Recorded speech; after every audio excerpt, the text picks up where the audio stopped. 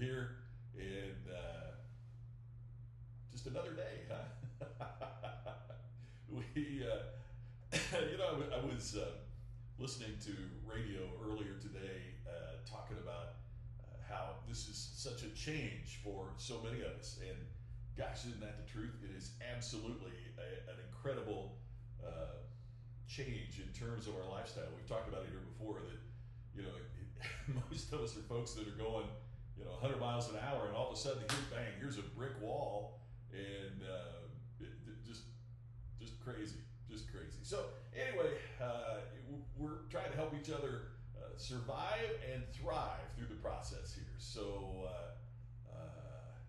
let's see here. I am not. There we go. I hadn't updated on Facebook yet, so want to make sure that we're live and we're going. Hey, Dwayne. Thursday, according to my phone, yeah. A friend of mine said today is March 75th. I like that. It's pretty amazing.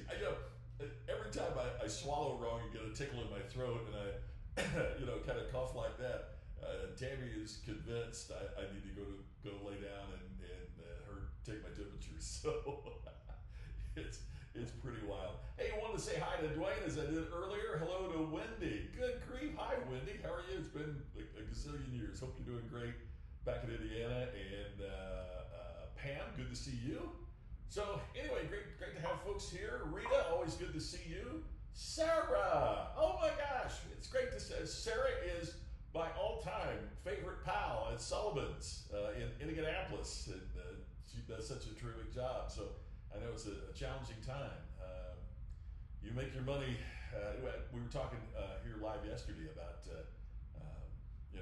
the only way I make a buck is to stand on a stage, give a speech at a meeting, and that's not happening the way that so many friends like you, Sarah, make a living is, when people are dining out. So we are hunkering down here and hoping that it gets through here before too long.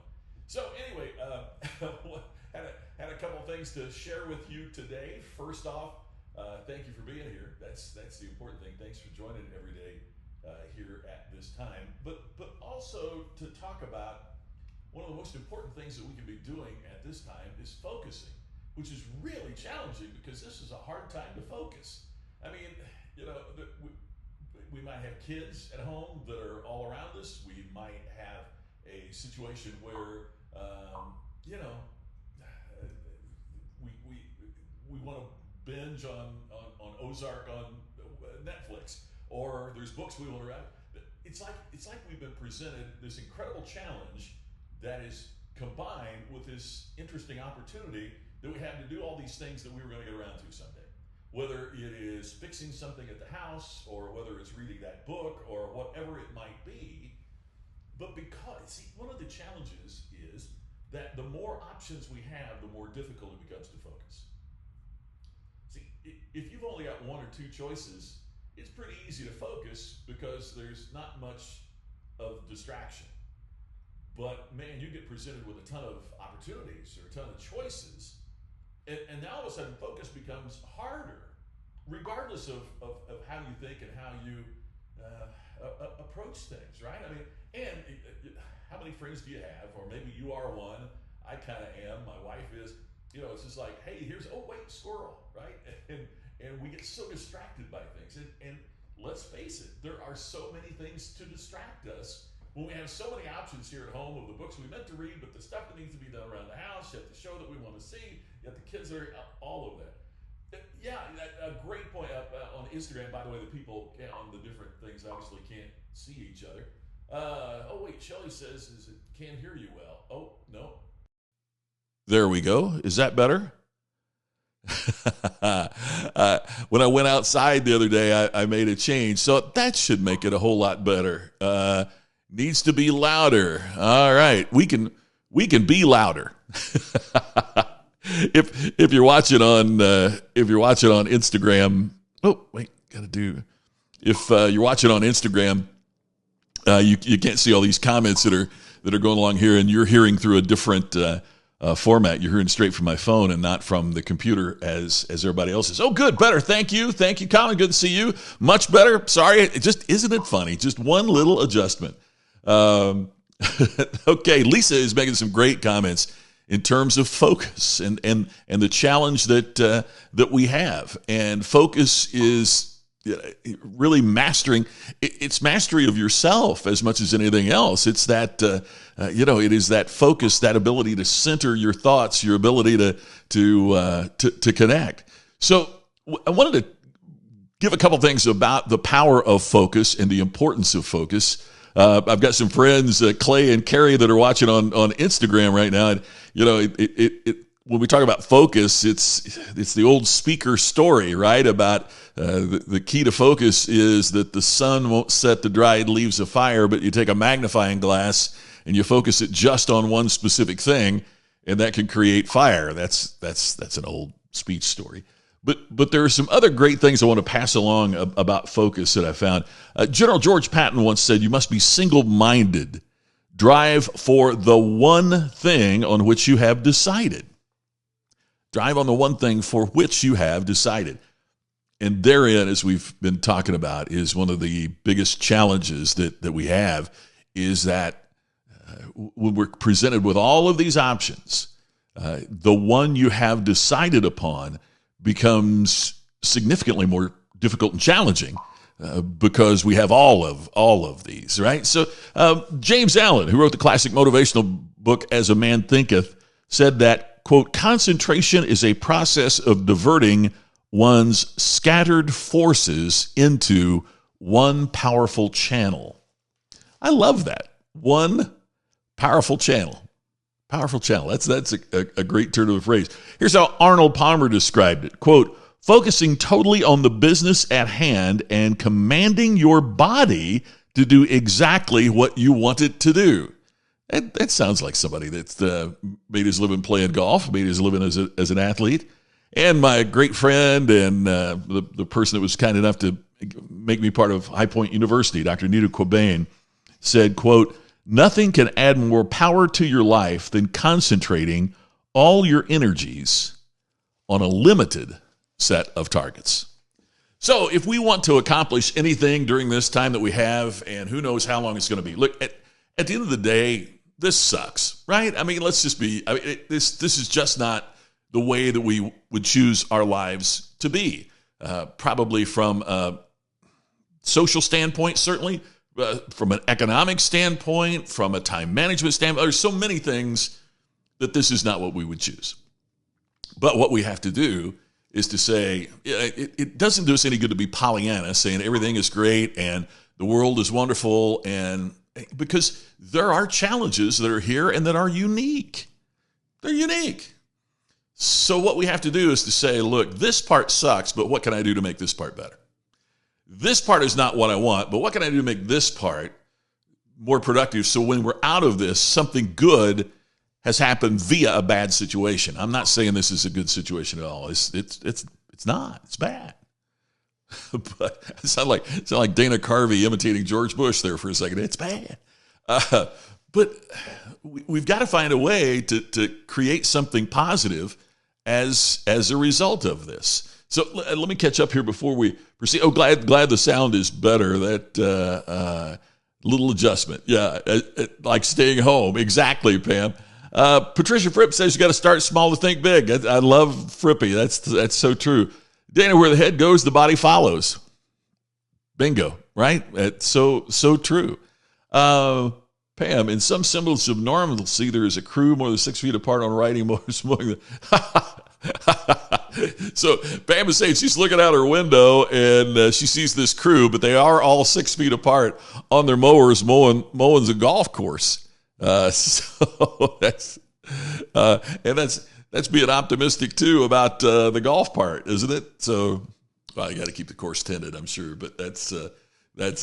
So anyway, what I was just talking about there in terms of focus is part of it's taken directly from the 14-day audio program that I've talked to you about in terms of what you can join and what you can be a part of here, absolutely free, just part of the service I'm trying to provide. If you go to distinctionnation.com, distinctionnation.com, you can sign up. It's absolutely free. There's nothing on there for you to buy. And there is an absolutely free 14-day audio program on what does it take to create distinction, to achieve your goals. It's where a lot of my books have been on business distinction. The purpose of this audio program is personal achievement, personal distinction. So download it. It's absolutely free. And you just listen to one part each day for the next 2 weeks. Hey, we're all going to be inside the next 2 weeks anyway. Why not listen to this for just a little bit? So all you need to do is do that. And when you go to Distinction Nation, it'll all be right there. But what it was talking about here is the important aspect of focusing on the clarity that it takes to be absolutely precise and specific and on target with your goals. And 2 of the days, it takes 2 entire days, but it focuses on exactly what it takes to achieve your goals and to make certain that those goals are congruent with the priorities that you've established. So that's absolutely important. Let me share with you a little bit more from the script here real quick.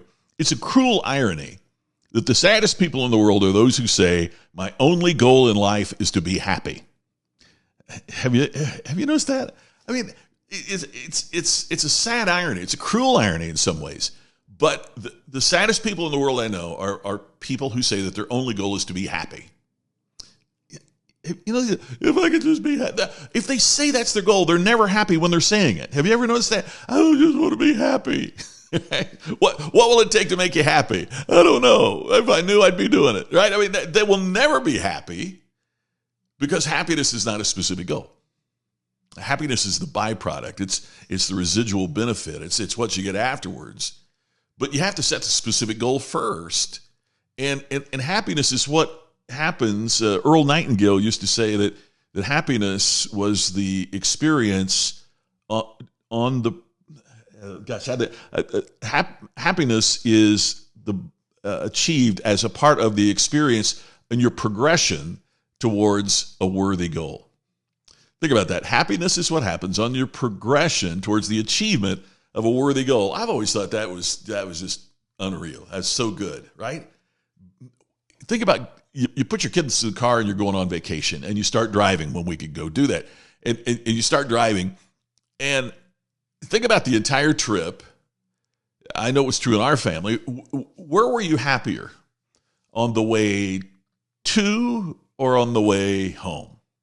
And most of us would always say it's there, right? When you're going to Disney World, man, you're singing the Disney songs and you're excited and you're just, you just can't wait to get there and everybody's happy and you finally get there and the vacation begins. Now, by the time you're in the car heading back home, you're barely speaking, right? Vacation's over. We need to just get back. So that's part of what I'm talking about here is that the focus and the happiness occurs on the journey. But as long as we're focused on where we're going, then that's going to be the critical aspect. I mean, would you get on a bus if the front of the bus said somewhere?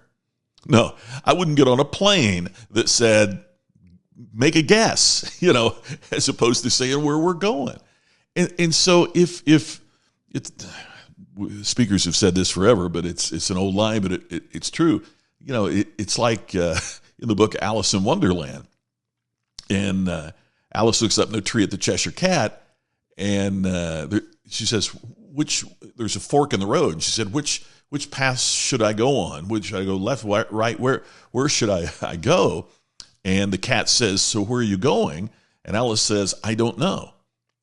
So then the cat says, then it doesn't matter which road you take. If you don't know where you're going, it does not matter what path you take to get there. So what we have to do is to begin with that kind of focus and not think about, the happiness in terms of the goal being to be happy. It's the understanding that happiness is the byproduct. It's the residual benefit. So happiness, and look, we're all dealing with a situation we don't want to be in right now, right? I mean, that's just the way it is. But the way that we get through this together is to stay connected and be thinking about how we're going to use this time. I mentioned yesterday, Benjamin Franklin said, if you love life, waste not time. Time is the stuff life is made of. So let's not waste this good crisis. Let's not waste this crisis and not come out of it with something more positive, right? So, yeah, Jeff, wherever you go, there you are. That's true. We're on the road to somewhere, right? So, well, that takes care of everything I wanted to talk about with you today. I really appreciate it. Thank you so much for watching. And if there's anything you'd like to discuss on it, well, send me a note on Facebook, Twitter, wherever. Easy to find. So have a great day, everybody. And once again, that reminder, if you'd like to download that free audio program, just go to distinctionnation.com. Thanks, everybody. Look forward to talking to you again tomorrow. Same time. See you soon. Thanks for watching.